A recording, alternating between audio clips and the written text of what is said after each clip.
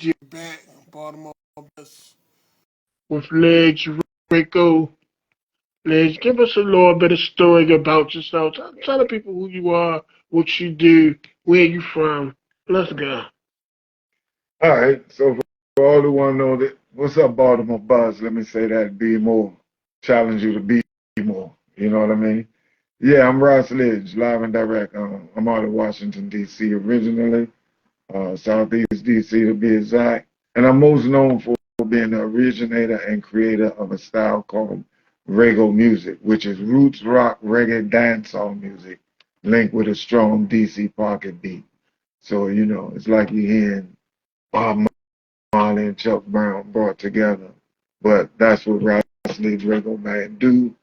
That's what we bring you, and we've been blessed enough to be able to start out many, many years ago doing this idea and to carry the sound reggae around the world. I've been not only in this region, DC, Maryland, Virginia, I've been to the continent, Africa, Ghana, been to Caribbean countries doing music. So it's been a blessing, and I give thanks. So, what is the style? Because I heard a little go-go and a little reggae. What is the style of what you do? So I had a friend, one of my friends, once described it as the ancient contemporary fusion of roots rock reggae dancehall linked with a DC go-go beat. So it's all tribal, it's all African, because as you know, the go-go deal with a lot of drum, from percussion to the drum, right? What I take from reggae music is the roots and culture of reggae music, the positive word sound, the positive speech, the upliftment of reggae music, the bass feel, the bass guitar feel, the melodies of reggae music. Uh, on the microphone, I've always been a fan of, and I love the cadence when you hear reggae artists sing and talk. Dancehall DJs would be equivalent to what we in America call rappers. We call them DJs. The cadence and how they talk, the cadence and how they chat. Uh, I've been a student of reggae music on the whole, not just dancehall. And I live the life and I make it a part of everything I do. And the go-go beat will always be me and a part of me, just as reggae is for people born and raised in Jamaica. The go-go beat will always be a part of me because it's me from DC. So, and to be able to merge the two and use conscious lyrics, conscious speech, and just keep it uplifting. That's what has given reggae music the life and the longevity that it has to be able to go beyond my region, my local area where I'm from, and to just reach everywhere. Okay. So, do you have any dances or anything? Or how's your stage performance set up? I mean, I think you get busy a little bit, but who comes up with the choreography and set the stage for you guys? That's interesting. Funny enough, I might have to say the choreography may be me, or Okay. it just happens naturally. My wife, Harmony Black, she's a singer in the group. We have another singer, Lisa Lyrics. We got a great team behind us. One of my brothers, he's from up here in Baltimore. O can play several instruments. We tend to keep him on guitar, but he's played bass for me, keyboards.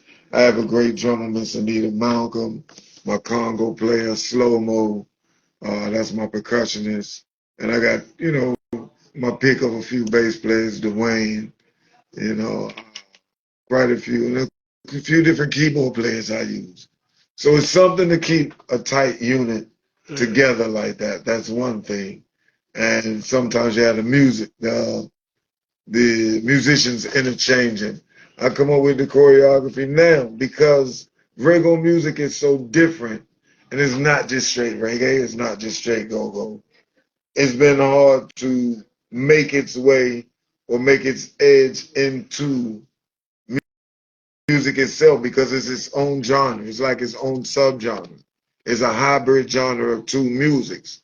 So to make my edge, it requires a lot of sacrifice I had to do to put up on my own throughout the years. Discipline, uh, persistence, and perseverance to make it go through, make it get there where it's going. And yeah, that's what it took. So and just don't give up. And now it's yeah. So that's what it took, man. Now, who were some of your influences in the game?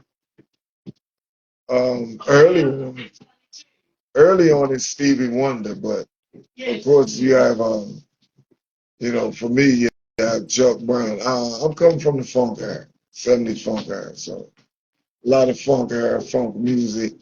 And like I said, the most biggest influences will be Chuck Brown, and then you have Bob Marley itself. But along with Bob Marley, you had a lot of roots reggae artists and roots reggae singers. I come up in a way of life that is Rastafari.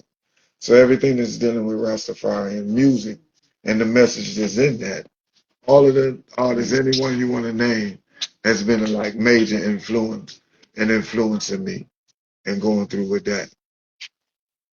Now, what is before a show? What is some of your preparation? Because I know you real hype on stage. What is some? You fast or anything before you perform? No, I pray. That's the main thing we do. We pray before we go on.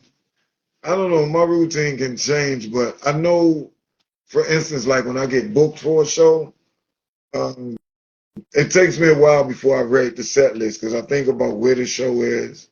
I never told people this either before, man. But in my mind, I can visualize the audience or the crowd, and I write the set list off of how I want the message to go across, how I think they're going to feel based upon where I'm at. Sometimes if I'm in a different town, I survey. I ask them what they hear, what songs that they like from me, what they heard. So I know what's their favorite. I know what they waiting to hear. I know where to place it. So, but I kind of write the set list like a storyline script sometimes. The set list can follow almost a storyline, but it keeps the party. Of course, the energy keeps the party going, keeps the party hype, and just with a message, man. That's it. Okay. So where do you see like what is the now the difference between DC and Baltimore? What is the difference uh, in the music? All right, so I want to rephrase your question a little Okay, bit for go one ahead. reason. Because, like I said, as me being a Rasta, I like oneness. I love oneness. For years, I don't do the DC Baltimore thing in no way because yeah, I'm born and raised in DC, but I work in Baltimore, so I make my living in Baltimore. You know what I mean? I live in Maryland, so I don't claim no one area. The world is my home. One of the funniest things about DC and Baltimore right now is this shoe I'm wearing. The latest thing they said is who first. Who wore first? I don't want to show it because I ain't advertising nobody brand. But if you want to know the truth about the shoe, the thing is, I don't care why we put it on. The shoes is comfortable, man. That's the bottom line. I don't care what you wear it with. It's a comfortable shoe, so it don't matter who wore it first. But anyway, musically, there's two things like I'm saying about DC and Baltimore. Now, DC is known because we created a thing of our own, which is go-go music. We're one of the last frontiers musically, I would say, in the U.S. that still play live instruments. You know, when hip hop came, the world took over hip hop took over the world. You have MCs, you have turntables, people use records and cut their beats and beat machines and all.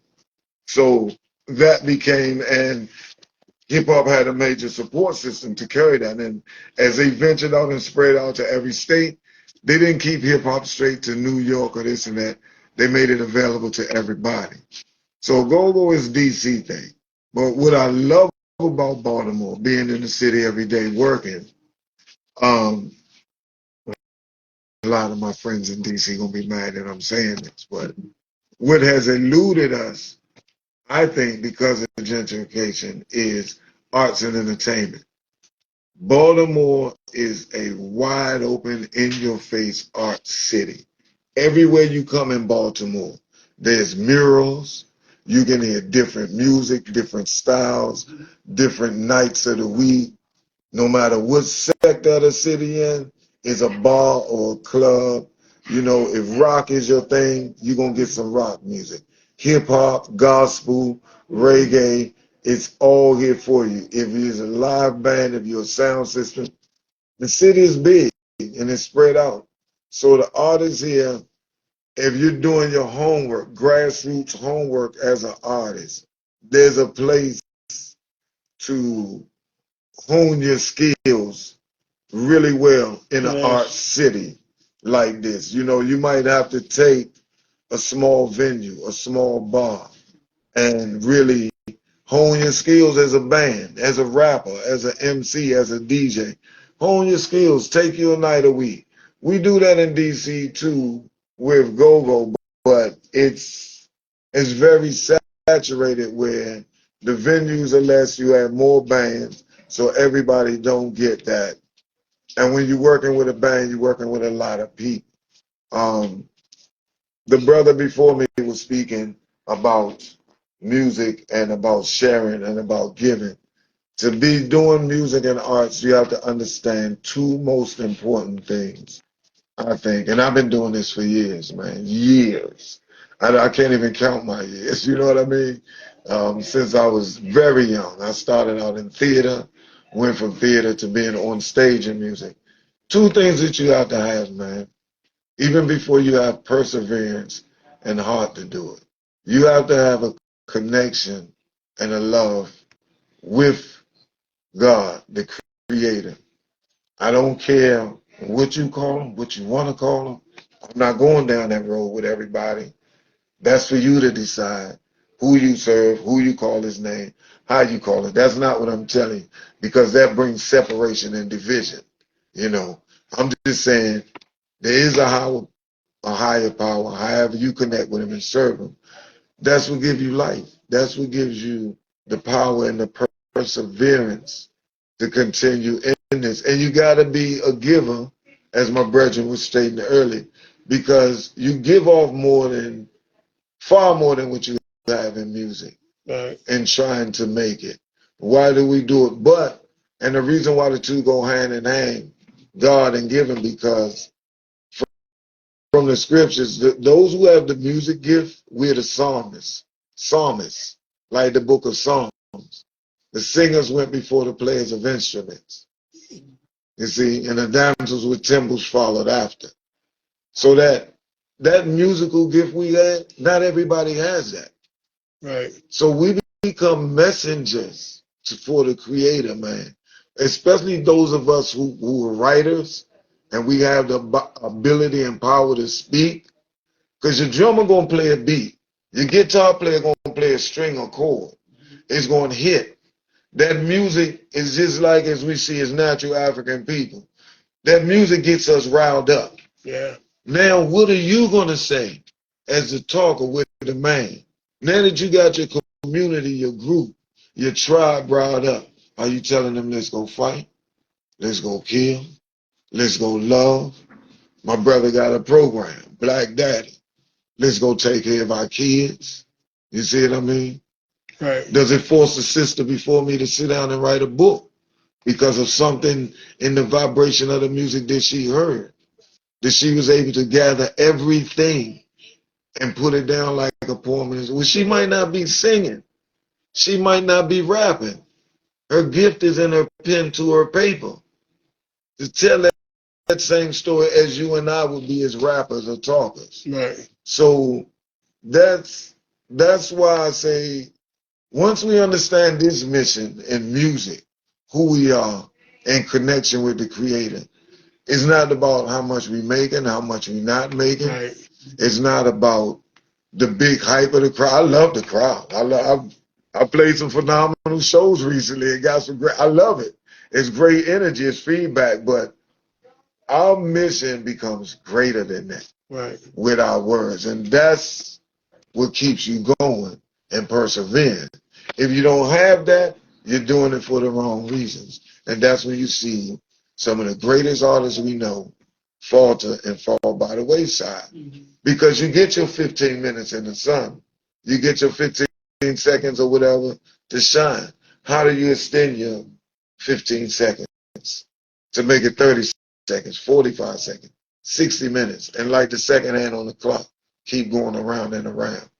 That's what it's about, bro. Okay. So what do you have coming up next? Baltimore. I got Baltimore coming next. You hear that, guys?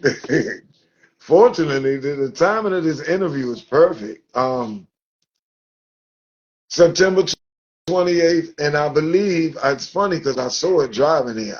I'm still learning my way around the city, but I believe it's Carroll Park. Festive Fall.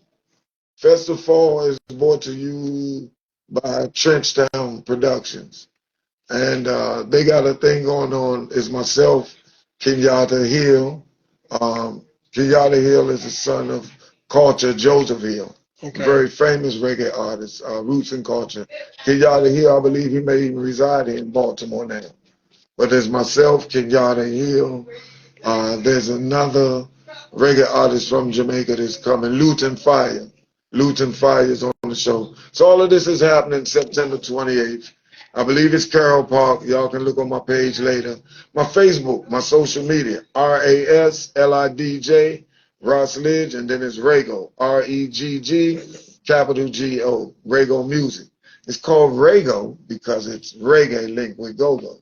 So Raslidj Reggo on Facebook, on all my other social media, it's at Reggo Music. Remember, it's 3Gs, at Reggo Music, Regggo Music, one word. That's on TikTok, Instagram, everything. All right. But yeah, you can find out about the shows there. You can keep up with some of the current events I've been doing, some of the current things. Shout out to DJ Quantum in Jamaica. He's been making things. I know he's probably watching this now. He's been making a lot of things happen for me there on the ground now. I can't talk about it all, man. It's just been a blessing. I've had a lot of DJs there recently spin my music, and I ended up on a mixtape there. Wow. Yeah, well, they call it a fixed tape, but one of the DJs who's known for putting things out, CD Johnny. Right. CD Johnny just remixed Reggae music and put it out on his platform. So CD Johnny put out the CD Johnny Reggae mix on his platform, and you can download that on YouTube. It's on YouTube and everything. So y'all go check that out, man. That's the CD Johnny Reggae mix. All right. And remember, Baltimore is September 28th, and hoping to get a show with you one day. Who's some of the collabs? Who's some of the people you want to work with? Well, of course, your group. Okay. You got Third World in Baltimore. That's a rap group, not Third World, a reggae group.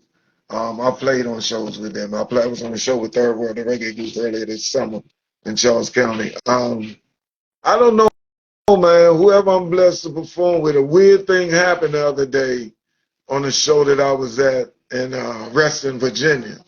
I was on the show with a few big reggae artists. There's Israel Vibrations, and there's a reggae artist from Jamaica named Jigsy King. And Jigsy King, if you ever listen to reggae, he had a song singing about weed once. Give me the weed, the good ganja weed. That's Jigsy King big song. Where he performed after me, and he turned around and walked off stage and called me to come back on stage and perform with him. And It was a moment. It was a moment. So that's all I'll say about that. It was a moment. It was a great moment.